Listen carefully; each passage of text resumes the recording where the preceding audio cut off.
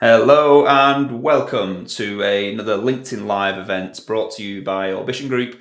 My name is Kyle Winterbottom, CEO and founder of Orbition Group, and I'm delighted to welcome you all back to another event that we're going to be hosting. Today we're talking about putting the C in CDO, and a conversation I've been having quite frequently and a lot of lately about the skills and aptitudes and I guess capabilities of chief data officers and what it truly takes to operate at that exec level. So I'm delighted to welcome a fantastic panel we've got today. Obviously, what we want you to do is be getting as many questions in as possible. We want to try to make it fun and interactive. I've got a load of questions for them, and I'm sure you have too. So make sure that they come in thick and fast, and we will try to get as many answered as possible. But without further ado, we'll bring our fantastic panelists up on the stage and we can get them to give themselves a brief introduction. So Martin, Simon, Kinnari, thank you so much for joining us. Pleasure. Hi, Carl. So Martin, do us a quick intro and get us kicked off if you would. Yeah, so I'm the Group Data Director at Kier Group. I'm actually quite new to the role. I've been with Kier now for about 8 weeks, but I'm a Chief Data Officer by trade. I've been CDO for some fairly large PLCs. Previously, I was at Jaguar Land Rover. For that Serco, I won't go on with, it's quite a long list, but I've had boardroom level, C-level experience in the data space. So yeah, thank you. Nice. Simon, give us your intro. Thanks, Carl. Yeah, hello everyone. Great to be with you today. I'm the CEO of Anmut. We're a boutique consultancy specializing in data valuation and data evaluation, when you bring the two together, you have the capability to manage data as an asset and deliver that measurable benefit and impact that we're all looking for. Over the last 2 decades, I've advised a range of different C-suite leaders across finance, operations, risk, as well as data. So my views are very much informed by that experience. I hope to share a lot of the parallels and insights from that with you today. Nice. Thank you very much. Kinnari? Hi, everyone. So I'm Kinnari. I've worked in the industry for many decades as well. So lots of experience over 20 years. The last probably 10 years, I've gone into more senior executive roles within data. And early this year, I joined Merlin Entertainment as their first chief data officer. And do I get to go on ride as part of my job? Yes, I do. Yeah, and the first question you're going to get asked is, can you get everyone a discount who's listening to this call today? I'm sure. So, well, look, thank you all for being here and giving us your time. It's very much appreciated. Obviously, when we talked about pulling this together, we used Gartner's kind of little research paper that they published, and I think to paraphrase what they had said is that CDOs must make a measurable impact and earn their seat at the table as a C-suite business leader, or risk fading into irrelevance. Basically, I'm paraphrasing, so don't shoot me if I've got that wrong. But fundamentally, that's kind of the message that they were trying to get across, which obviously is very interesting. And I think, as I said in the intro, I've had a load of conversations recently about what's needed to really operate at that level and, all of the things that come with that or without that, as the case may be. So I'll kick us off with a question whilst we get the audience warmed up and then hopefully they start chipping in. Kinnari, I'll come to you first. I guess, do you think CDOs are failing to make a measurable impact? Like, do you think that's a fair assessment, as it were? And if so, why? I think there's, I suppose, 2 flavors of CDOs. The ones that, we all know how to do our day in, day out role in data. But I think it's really trying to show the measurable impact. It's really important because no one really thanks us on the back for the great work we do in data or our teams. So we have to really make sure we articulate the value of the work we're doing and make sure that we can measure it. So it's got to tie up with the organization's KPIs. And I think where some data leaders probably really struggle to get the investment or the buy-in is probably where the business can't see why this is imperative in what they do. So I think there's a sort of a big sense around understanding. We all work in this industry. We know the importance of having data in an organization, but how it's actually driving value for the business, I think, is that story that we need to tell. And essentially, I think that's what our roles are in terms of storytellers, to tell the story with the data, the great products we're building as well. So I think there is probably some new CDOs or leaders coming into this role don't quite realize that you need to have that T-shaped sort of experience where your subject matter expertise area, but it's being able to engage with the wider audience, which is your execs, and building that partnership, I think, is where. So I think that's where the execs don't see the value, they may sometimes merge functions together, and this is happening right now, right, in our industry. Yeah, absolutely. Martin, what do you think, I guess, about that, the statement of measuring impact? I agree with Gartner, actually. I think Kinnari's hit it on the spot. There was a time where doing data was about producing all the reports and analysis, but actually it's about transformation now. What the boardroom are looking for, what the exco are looking for, is how's data contributing to our transformation and contributing to our strategic outcomes, actually. So for me, it's about aligning not just the bread and butter stuff that we're expected to do, but actually working out what value really means. What does transformational value mean? And actually working that out as a piece of work in itself, and then aligning your data capabilities with that transformation is absolutely vital. And then being able to articulate it well as a story, really key. Yeah, absolutely. No, I definitely agree with that. I think, that we, as an industry, we constantly talk about value, right? And that in of itself has almost become a little bit of a buzzword, and value will mean different things to different people in different contexts. So I think the definition or defining of what value means for a CDO in a business is critically important. Simon, like me, you will get a much broader perspective than others because of the amount of touch points that you have with different CDOs and different types of businesses. What do you make of Gartner's thoughts on that? Yeah, I would certainly agree that there is a disconnect perhaps between the effort that's been put in and the perceived impact that CDOs and their teams are having, fairly or unfairly, right? I think it's different in each context and situation, but the return on investment doesn't seem to be stacking up. When I look at the research and some of the lagging indicators of success, CDOs appear to be falling short on expectations in some areas. For example, our research suggests that the gap between the data CEOs want and the data they say they receive has remained pretty consistent in terms of its width apart, the gap over the past decade.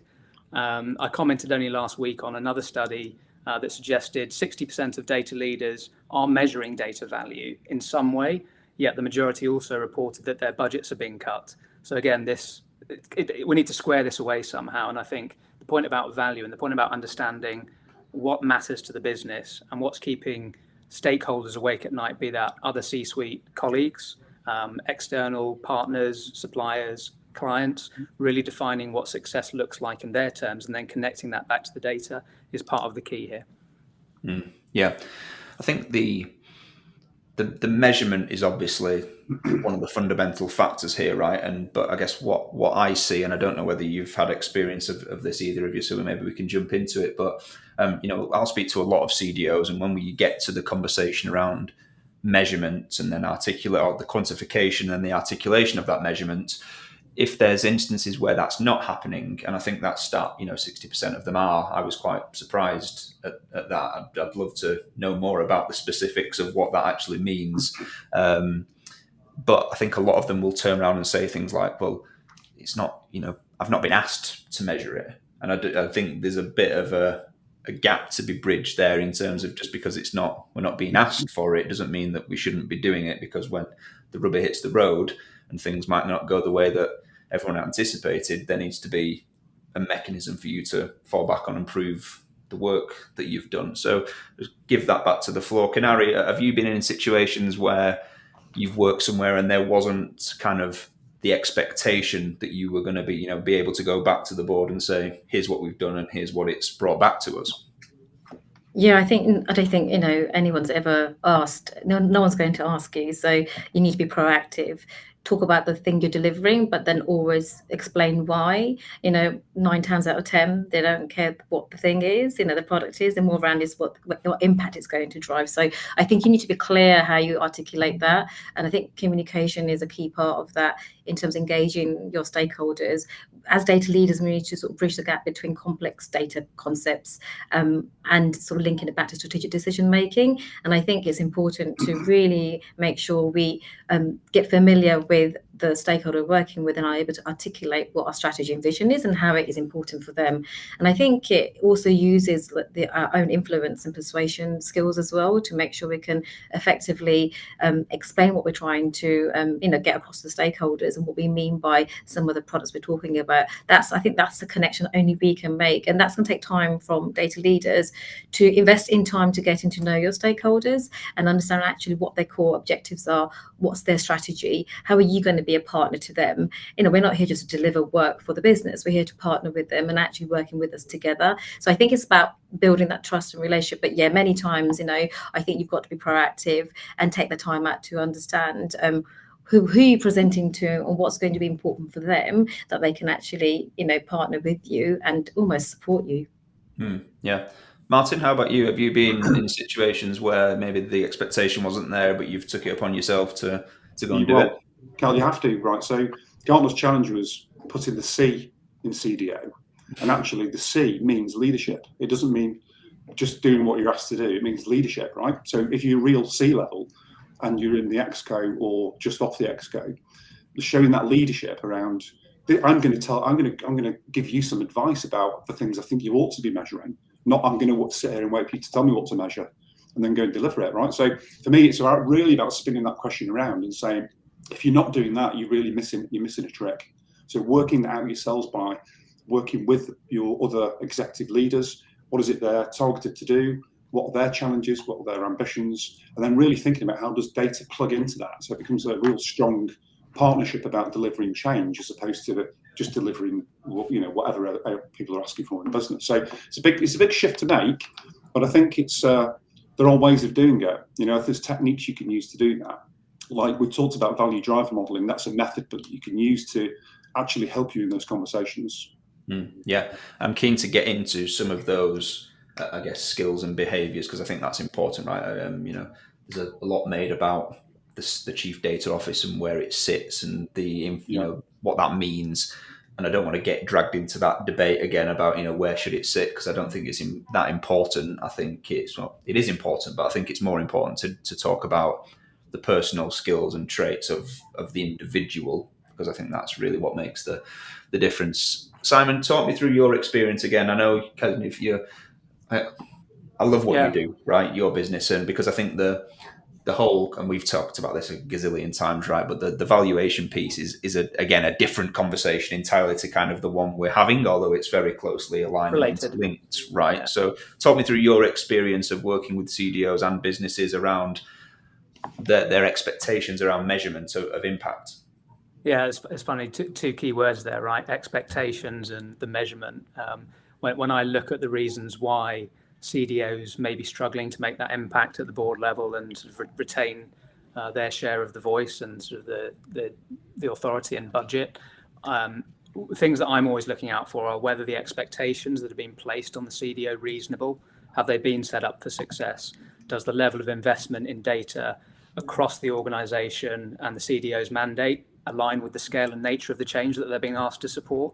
And then do the measures of success, as we've been discussing, stack up with that? Are they aligned? Quite often you see data treated as more of a cost center to be minimized, and that often happens when you see it, I suppose, nested under a technology function perhaps.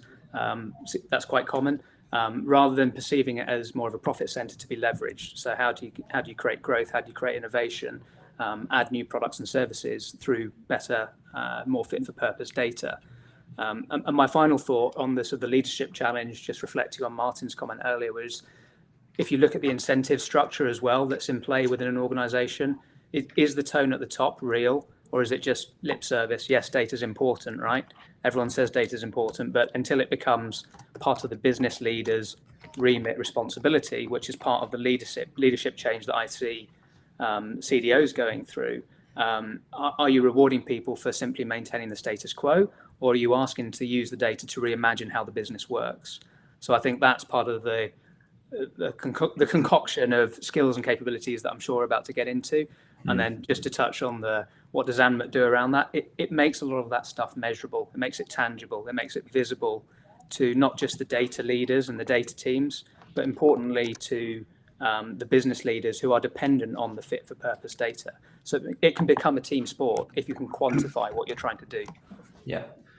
I mean, Could I just come in on the back of that? If that's yeah, absolutely. Go ahead. Yeah, so I think quite often, it might sound a bit arrogant, this, but I've seen so much evidence of it. Quite often, the business doesn't know what it wants, so it asks for what it thinks it can get.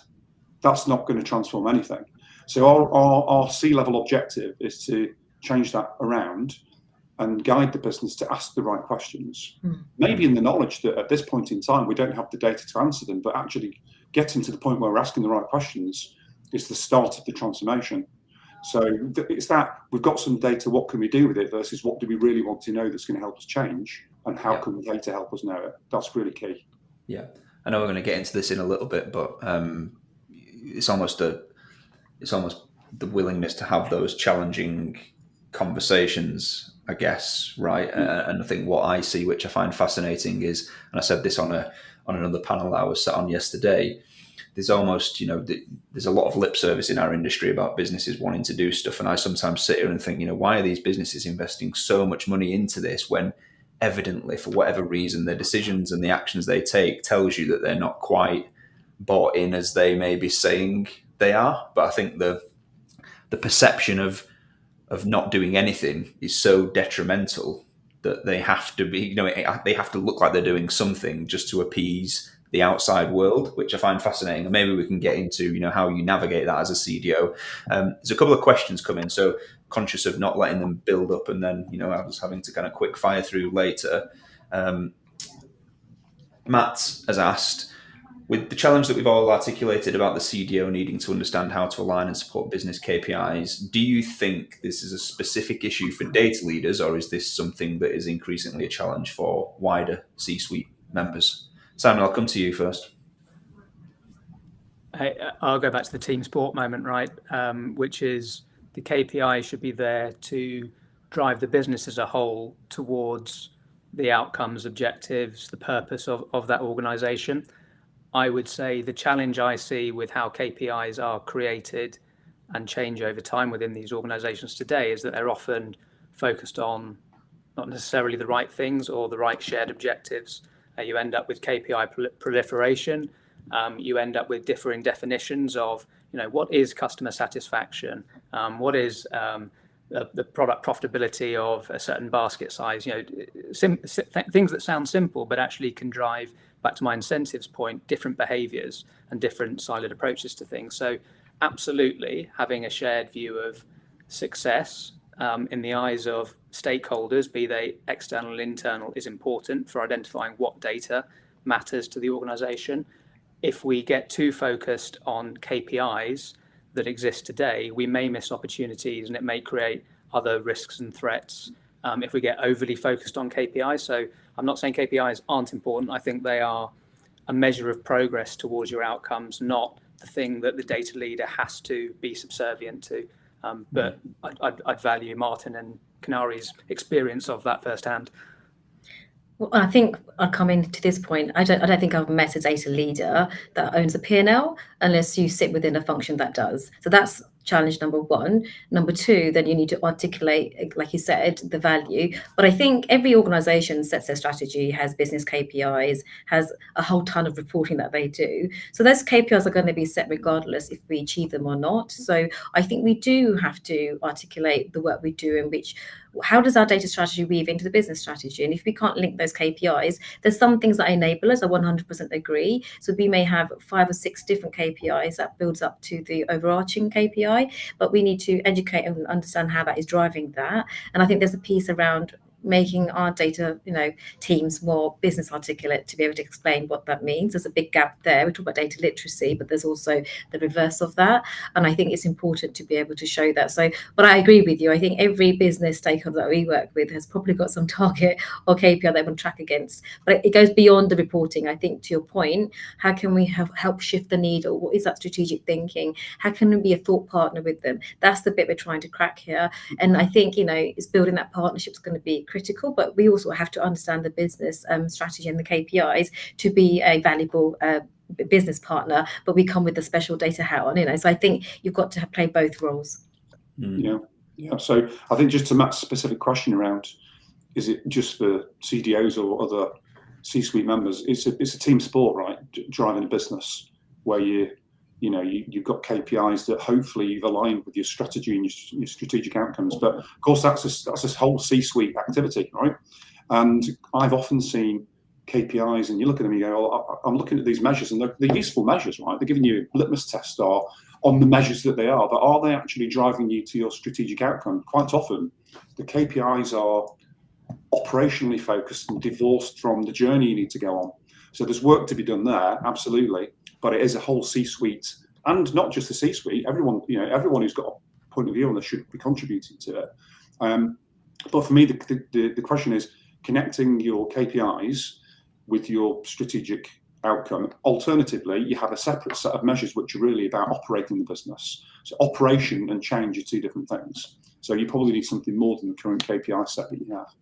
Yeah, I wonder whether Matt's looking at this from kind of a maturity angle a little bit, which obviously I know is an important part of the equation, right? Because I guess the expectations around what a CFO does and a CMO does, as an example, are a lot more defined than what a CDO might do in an organization. But yeah, I don't know whether that plays into this, as does the CMO have the same issues articulating the value that they create as the CDO does, or does that also apply for the CFO and whoever I think else? the nature of the business, Carl, the nature of the industry that you're working in and the business you work in can have quite a large impact on that. Yeah. And where you decide to really focus. No company I've ever worked for has been brilliant at data everywhere. What you need to do is get really good at data in the places where it differentiates you, and you can make money or get new customers or make cars faster and better. So the bias has to be placed upon where the real focus of that industry or that particular business is in its life cycle, in my view. So it does tend to lean you towards different C-suite members because they tend to be closer to the actual action of the strategy. Yeah, makes sense. Let's jump into, I guess, the knowledge and the skills and the capabilities then of, what if we were to talk here for the audience to take some tangible, practical things away, what do you think capability-wise CDOs need, I guess, to equip themselves to make that impact and be able to measure that impact and so on and so forth? Is there any kind of key drivers for you, Kinnari?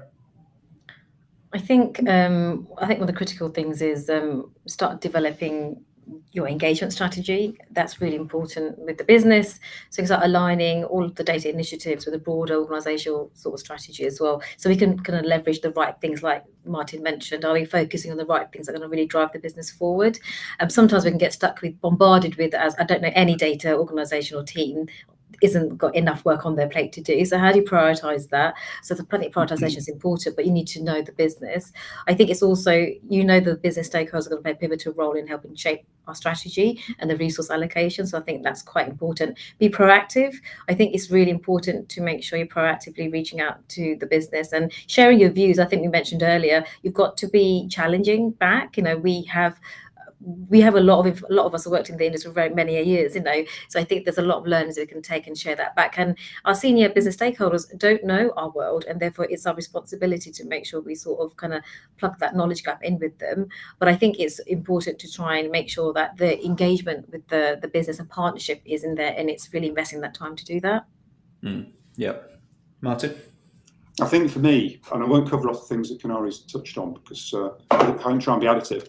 For me, speaking business speak is absolutely vital. I've seen so many data teams who they speak third normal form data modeling language to their stakeholders, and they just fall asleep. Even data governance and data management, which are really fundamental topics, the business doesn't want to talk about that. When you engage with the CFO's outfits, hopefully they'll speak to you as a business partner, like an economist or an economic advisor.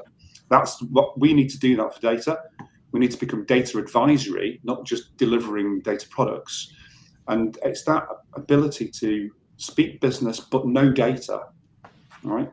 No finance but speak economist is absolutely vital. So, and that it's an experiential thing.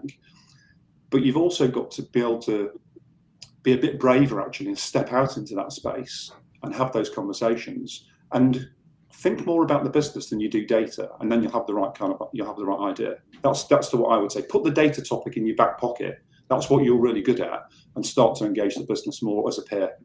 Mm-hmm. Yeah. Simon, anything to add? Yeah, I mean, Martin and Kinnari have sort of hit the nail on the head there with that language and translator and collaborator role. We talk a lot with clients about building situational awareness. So for yourselves as a data leader, for your teams, and for your stakeholders in the business as well. What data have we got? Where is the most friction in the business caused by the data, or that could be enabled or reduced by data? Who's involved? Which outcomes and which mission critical activities does the data support? Where are the risks and so on? So that situational awareness is really important.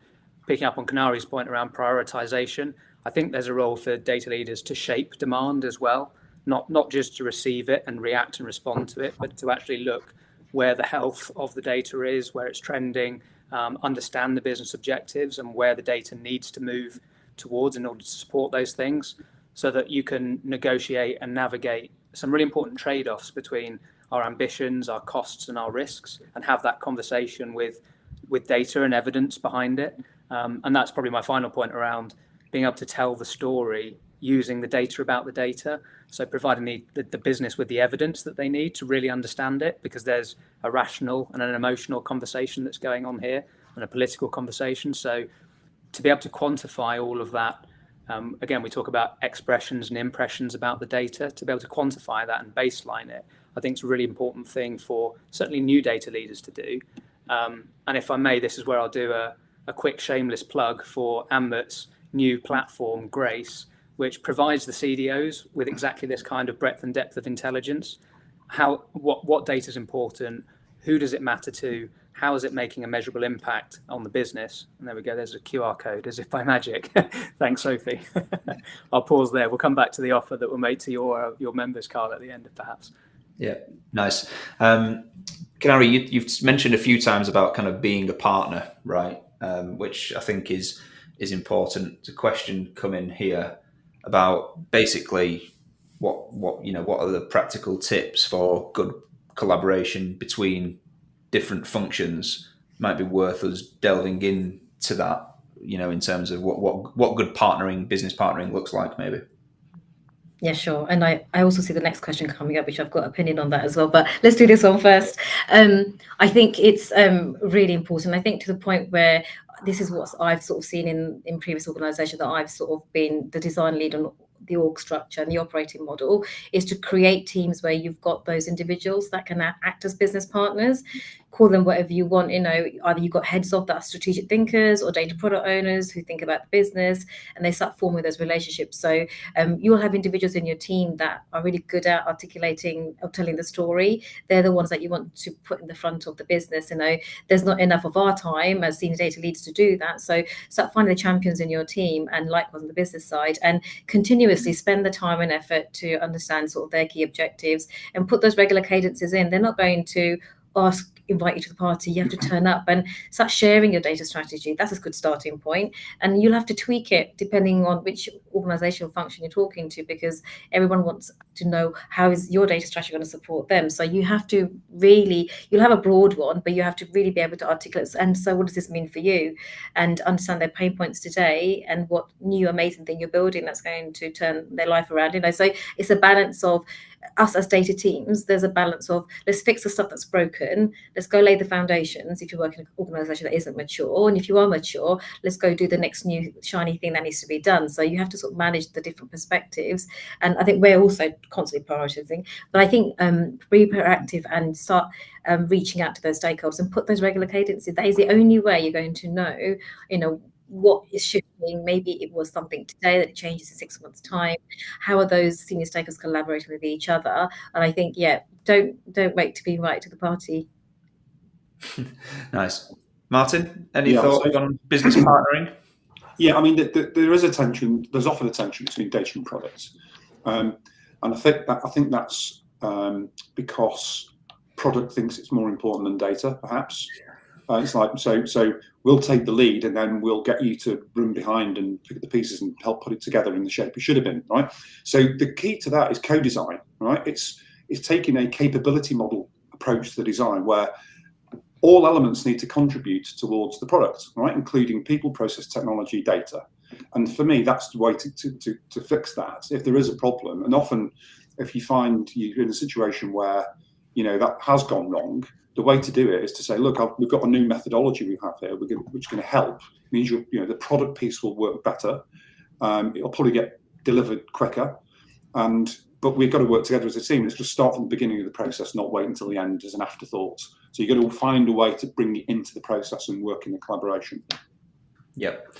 The messages are coming in thick and fast, so let's try and knock some of these off. Kinnari, I think this one is specifically to you around Merlin. I don't know how.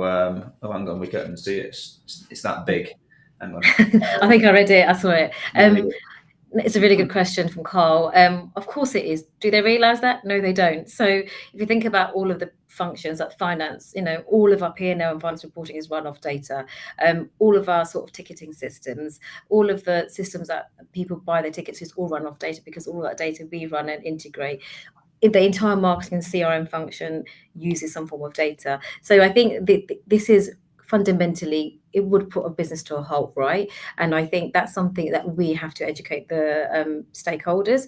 This is something they just probably don't understand and articulate, or just know that it's there. But again, it's also not understanding data. People sometimes think it's a dashboard or an insight or some clever data science model, and it isn't.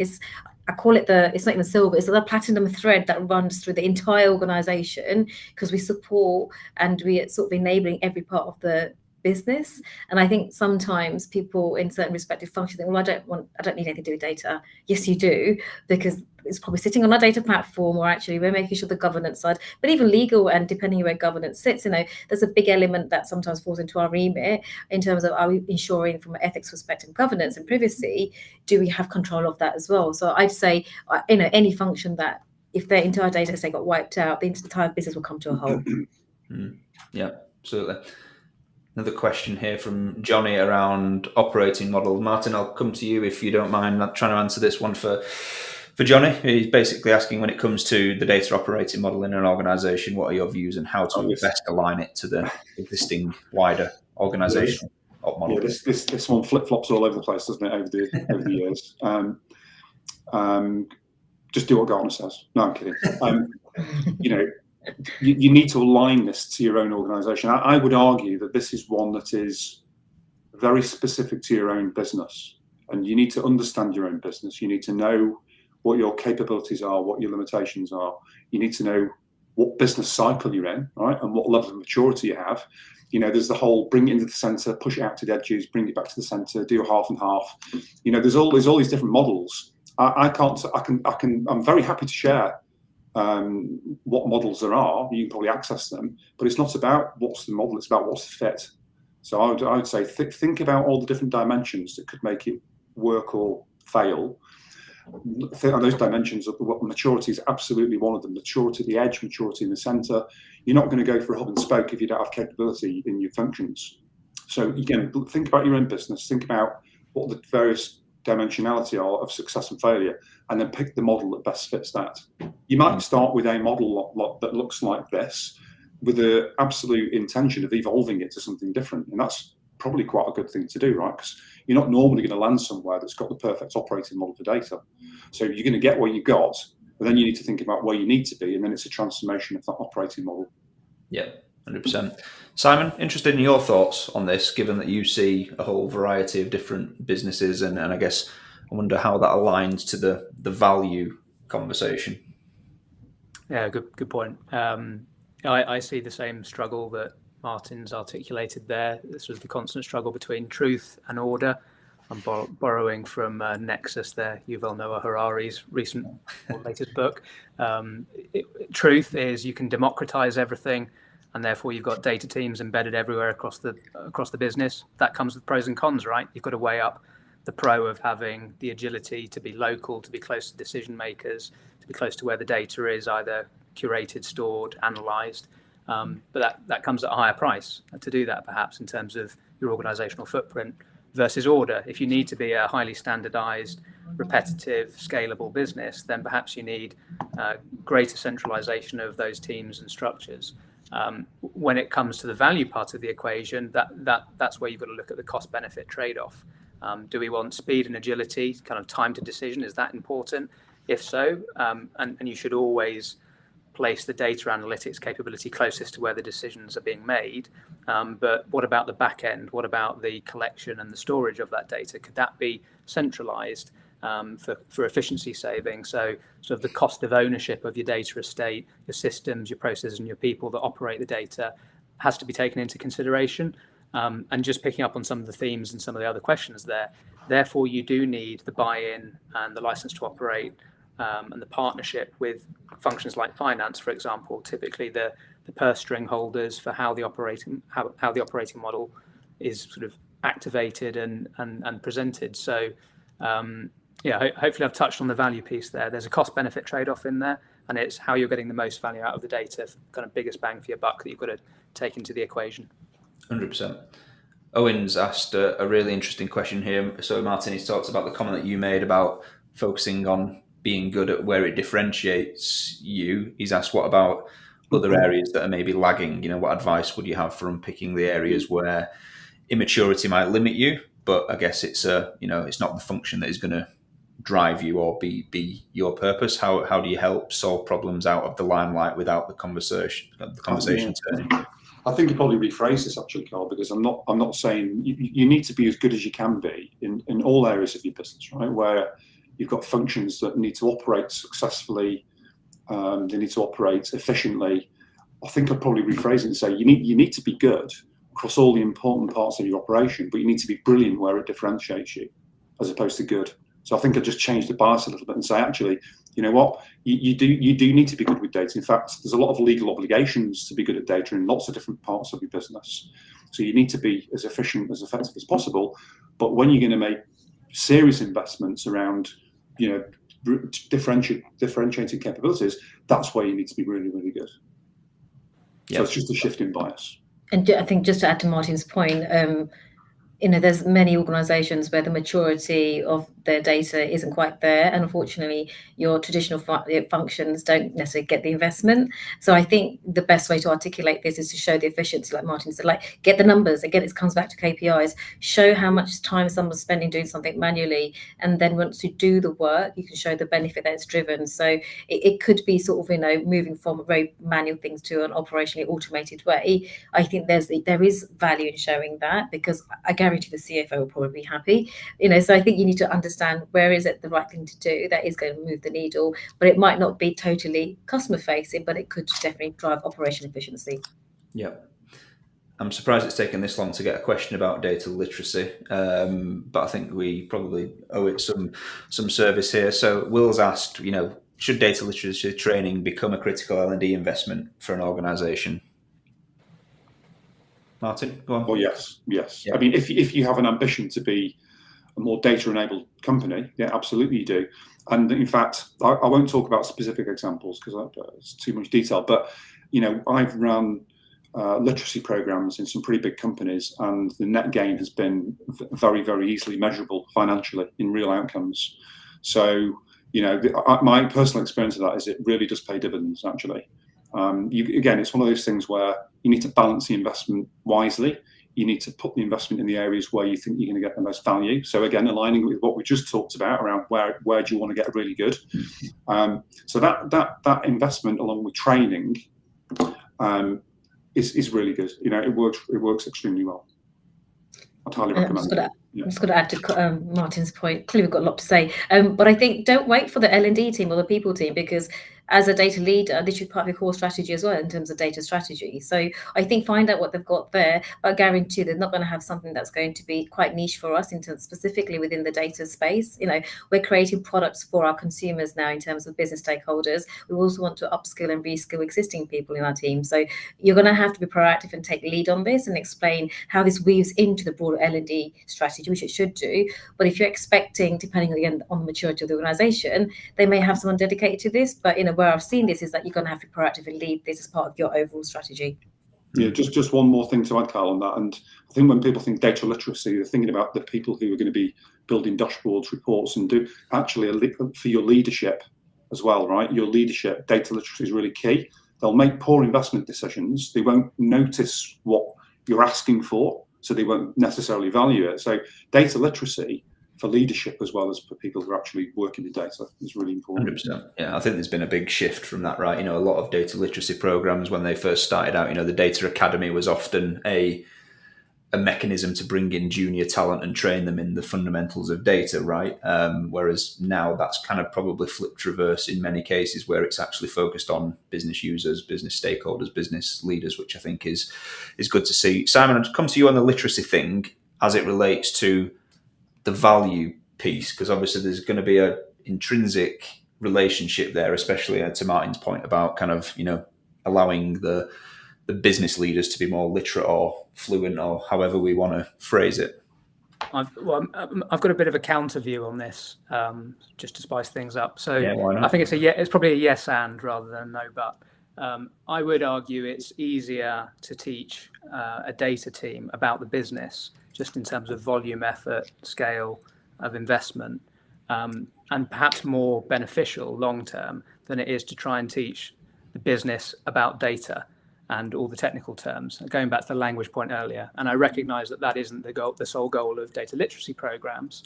I think the value of data literacy programs is, with the advent of mass application of AI, for example, the business's ability to do critical thinking and reasoning around where is this data come from, is this data fit for purpose, is more important than ever. So there has to be a base level of training. So I'm not saying don't do data literacy, but I would encourage data leaders to think, how do I equip my teams to best understand and collaborate with the business around its objectives and become commercially literate before the data community looks to go and teach the business to be data literate. That's my bit of spice to the mix.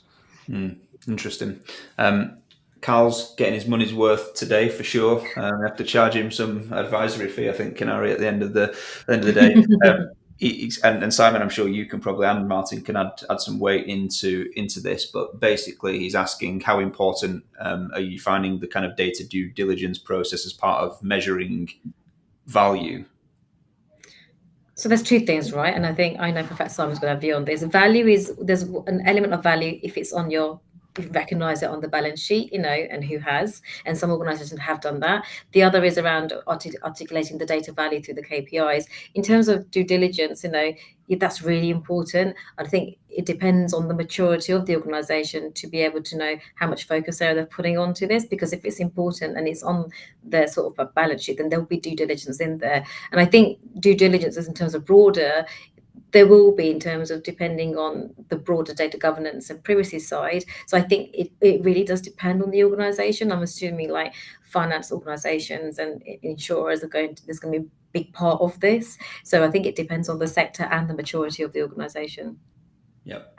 Simon, any thoughts on this? Yeah, I can envisage a world where the valuation of a company, in terms of its acquisition value, sale value, probably is today implicitly being inflated or deflated based on the trust you can place in the data, key data assets, be that customer lists, goodwill, so on. There's a whole range of intangible assets, of which I would argue data assets are becoming an increasingly important component. To Kinnari's point, this is an emerging field. I think the nirvana would be, yes, we are trading that data asset between companies at a fair value.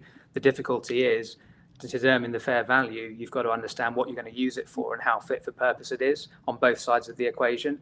And those are some of the methods that we at Anmut are developing and building for precisely that use case. But also, to Kinnari's point, there is internal value of that data as well. What is this thing worth me keeping, or is it worth me disposing of, in the sense of giving it to someone else, either for free from an open data perspective, or charging someone a license or royalty for access to that data? So understanding what it's worth to you, what it's worth to the other party, I think is an exciting and an emerging field, but it is still quite nascent, and it requires accounting standards and prickly things like that to catch up in order for us to be able to do that on a consistent, standardized basis. Yeah. Martin, your thoughts on this? Yeah, my primary experience with this is really in financial services, where it's absolutely critical. If you're transferring a book of business from one bank to another, or you're buying a book of business for whatever reason, having the due diligence around the data that sits in that portfolio is absolutely, it's a deal maker or breaker, to be quite honest. So how far that thinking has found its way into other industries, I'm not quite sure. But certainly financial services is absolutely vital, both in insurance and in banking. Yeah. I can see it spreading actually. So and also it's possibly our friend. It's possibly the CDO's friend, because it kind of enforces good behaviours in terms of design and data management. Yeah. Got another question here that's asking, I guess, around the KPIs, and should we allow the data to drive the KPI instead of the KPI driving the data? Trying to get that one straight in my head. Kinnari? Others may have a different opinion on this, so I'll start. I think it's both, because the data does drive the KPI depending on the product you're building. So it will sort of move the KPI of the business. So it would drive the KPI of the organization. But does the sort of the KPI drive the data? Yes, it does, because it comes back down to the prioritization we're talking about, in terms of actually when we see the results, then we're trying to sort of understand actually what, where we should be focusing our data efforts on. So comes back to prioritization, it helps us understand based on the KPIs where we should be focusing our efforts. I think it's both. I don't think it's one or the other, but I'll see if Martin and Simon got a different view. I do kind of tend to agree. I think it's an interesting question, isn't it? Because you kind of go, without having the right data, how did you determine what your KPI should be? So why aren't you looking at data and it's more in a more general fashion, saying, what's this data telling us that would drive us to do something different and therefore have a different KPI? So data-driven KPIs. But again, I think there's just some things in the kind of exec world, in the board pack, that you kind of just expect it to have. You're expected to measure it and have your finger on the pulse of it, right? But I do agree that we absolutely should explore opportunities to let data steer us to the right strategy, to the right outcomes, and therefore perhaps some different KPIs. So yeah, I think it's a balance between the two, really. Nice. Simon, I know you've been itching, because this is kind of right in your kind of wheelhouse of the data about the data, right? So yeah, and I'm afraid it's a build on what both Kinnari and Martin have said, rather than anything outrageously different. But the KPI is there to measure progress against an outcome or a capability that you're looking to build. Quite often you see the data being used, abused, misused to present a different picture as part of that KPI. So again, there's a behavioral and an incentive thing, that no matter how good the data is or how well framed the KPI is, human nature is such that sometimes the two don't quite equate. And I think Martin's right on the being able to speak truth to power and say, well, look, when we measure and when we look at the data, here's where we are performing today. That may well be the KPI. And I think KPIs and targets get confused as well. This is the target we've set ourselves equals the KPI. When you then present the data to the board, sometimes it may not be completely fit for purpose, but it gives you a strong steer that things aren't quite right. So being able to facilitate the conversation as a data leader with your peers in the business, be that finance, COO, CMO, I think the data can drive the KPI, but also the KPI needs to drive the data as well, in terms of what you then do about that. What's the action that you take off the back of it? Yeah, Carl, you may be driving your car. It's an analogy, Rob. You might be driving your car down the road, and the dashboard and the car's telling you you're going the right speed, you've got the right amount of fuel to get to the destination. But there's another bit of data that says you're actually driving to the wrong town, and you don't have that yet, right? So think of it in those terms. Yeah, interesting. We've got about 10 minutes left, and obviously I've got a couple of questions. I've been very selfless in letting everyone else ask their questions. Harry, I can see you've made a comment, so thank you for that. I guess if there's a specific question you want to ask to maybe get under the skin of that a bit more, feel free. So obviously I'm just thinking of time, but if you three were, I guess, a newly appointed CDO, and I know for some of you that's not too far from the truth, but what would you want to know, or what would you do in the first 6 months in order to kind of set yourself up to make a measurable impact? Like if you think about the approach, I guess this question is probably gearing towards, like, how do you make sure that in 3 years' time, which, some CDOs might not make it that long. We all know about the 10-year conversation, which I don't want to go into there. But I guess what would you do? Kinnari, I'll come to you. Yeah, so I suppose I'm sort of in it right now. So even though I've been here 8 months, I think you've got to define your short-term and long-term goals. You know, you're not going to be able to do everything, but I think initially is really to try and understand the business, because it's two things actually: understand the business and understand the core KPIs that operate and run the business, and what are the key ones that the senior key stakeholders really do look at, and then really understand, obviously, very quickly.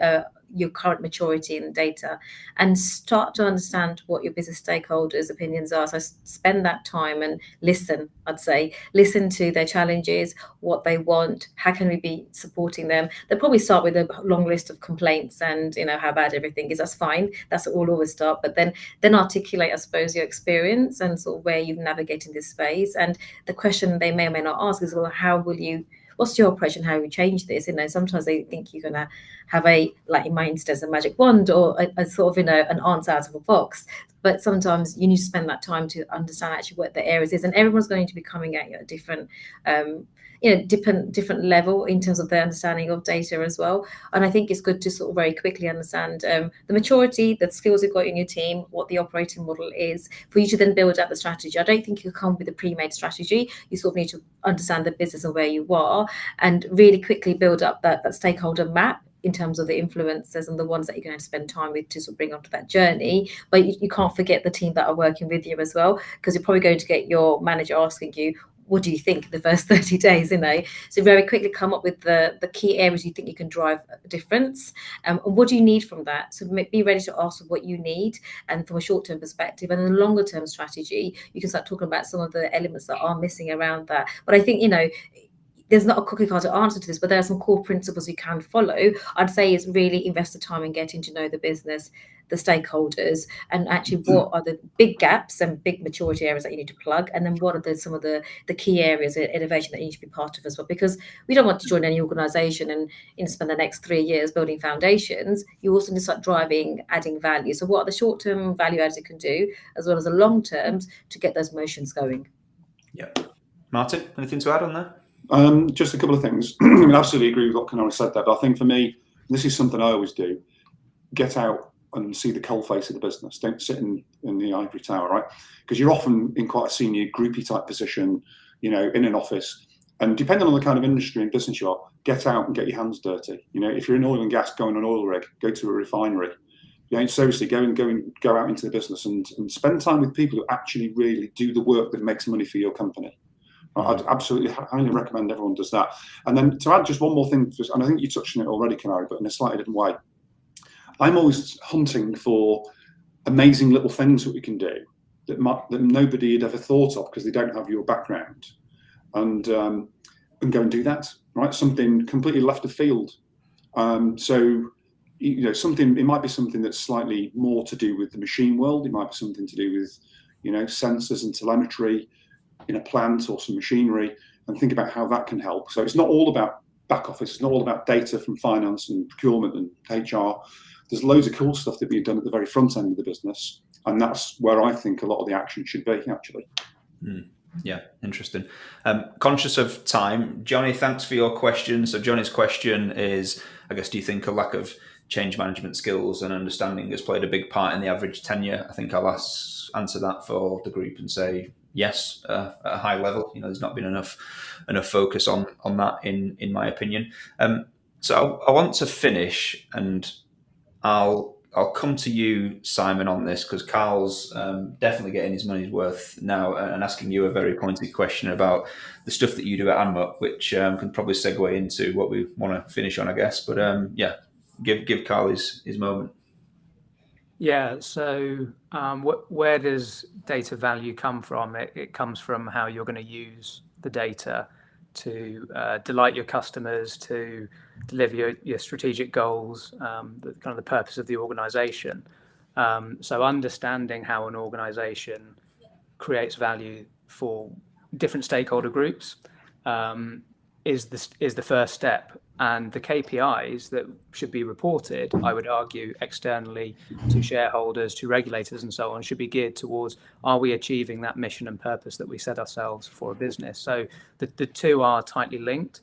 If I'm reading the question correctly, if you're monitoring the KPIs on a frequent basis, you should be able to see either value increase or value decrease in that, because the way you are changing how you operate the business should in turn change the score on the KPI at the end of the day, right? And data has a contribution to that. I'm not saying it's certainly not the only thing, but if you didn't have fit for purpose data about your customers, how would you develop new, different, exciting propositions for those customers? How would you give them new pricing, discounts, offers? Think about the promotion. How do you tap into the mindset, the behaviors of the customer without that data? So it is a contributory factor to how you create the value. So by isolating data's role within that, you can attribute a value to that data. So that's why I say KPIs and value, sort of a bit two sides of the same coin here. They're fundamentally measuring the same thing, but through different methods, slightly different methods. Yeah, no, that makes sense. We've got just under 5 minutes left, so want to finish on, if we can, trying to give the audience some practical tips to take away around how they can track and measure their impact. I know, Martin, you talked about there's a framework that you've used. Obviously, we don't have enough time to go into specific details, but I guess just any hints and tips that you've got around, what people can do to kind of get them on the right pathway. Yeah, I'm a massive fan, as Simon knows, of value driver modelling. It's a methodology. I ask people if they know about it, and I'm quite often surprised that they don't actually, even in the finance community. But I learnt value driver modelling in my very early career in Shell, and Shell used it extensively. It was quite expensive back in the day if you wanted to physicalize it, because it was expensive to do that amount of compute, right? It was quite complex compute, but it's a lot more affordable now. But just the act of building a value driver model with your business stakeholders, just doing that, even if you don't actually, put it into a system, it's an extremely cathartic exercise to go through, because what you realise is that not many people in the business actually know how value is eroded or created. So actually going through that process gives you some real hooks in a collaborative way with your business stakeholders to go on a journey together. And that act of working that value model in partnership with them is actually a really healthy thing to do. So I'd encourage everybody to do a bit of research on what is value driver modelling. It's a very simple concept, but it turns the telescope round. It's not, we've got some data, what can we do with it, but what don't we know that we ought to know that's going to create value? And then actually start to think about how you could engage with that with your colleagues. Awesome. Fine. Kinnari, anything that you'd advise? Yeah, perfect segue, Martin. I'm talking about the latter part. How do you engage your sort of business? I think, start PRing the work, start thinking about how you're going to engage the audience. Do you have the right communication channels, whether that's an email or whether that's, how do you tell your stories, So I think you need to broadcast this and have a communications plan. And how do you get the right people to start talking about the work we're doing? Because let's be frank, no one's going to tell us, tell us a story about what you've done, amazing things in data, So start curating and collecting those. Every time someone does a piece of work, try to summarize it on one page and really explain, what we did and how we did, and then actually what value it drove or the outcomes for the business. And then you'll have a bucket full of stories. I think it's really important to glean those out. And there's an art to that, right? But I think if you've got a sort of a comms plan, then you're sort of constantly banging the same drum beat and at different various audience. But you've got to make it digestible so that anybody around the organization can understand what you're doing. Nobody needs to know it was a machine learning algorithm, or sometimes it is useful to do that because people think we aren't doing it, so you have to remind them. But I think you need to pick and choose the right words depending on what you're trying to land in terms of the message you're trying to land. And it depends. Small setup, if it's across the audience, across the organization, this is a skill that can be taught, I believe, and we get a lot of teams from data that don't necessarily, they can do the work but can't articulate it. But I think it's a skill we can. So I'd say shout from the rooftops about the great work you're doing and start building that into an engagement strategy. Nice.